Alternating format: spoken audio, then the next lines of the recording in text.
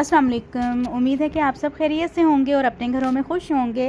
तो आज मैं आप लोगों के लिए बहुत ही कमाल का ड्रिंक लेके आई हूँ। इसको आप साबूदाना ड्रिंक कह लें, जामे शीरी ड्रिंक कह लें, लेकिन ये बहुत ही मज़े का बनकर तैयार होता है। सारा दिन की रमज़ान में जो हमारी थकावट और सुस्ती होती है, कमज़ोरी हो जाती है, उसका ये बेहतरीन इलाज है, बेहतरीन हल है। तो इंशाल्लाह कल इसकी फ़ुल वीडियो अपलोड करूँगी, आप लोग लाज़मी देखिएगा। और अगर आपने अभी तक मेरे चैनल को सब्सक्राइब नहीं किया है तो जल्दी से मेरे चैनल को सब्सक्राइब कर दें और बेल आइकन के बटन को लाजमी प्रेस कीजिएगा ताकि आपको अच्छी अच्छी और मज़े की रेसिपीज़ देखने को मिल सकें। और रमज़ान के हवाले से मेरे चैनल पर और भी बहुत सी रेसिपीज़ मौजूद हैं, आप जाकर देख सकते हैं। तो चलें, आपसे कल मुलाकात होती है। अपना बहुत सारा ख्याल रखिएगा। अल्लाह हाफ़िज़।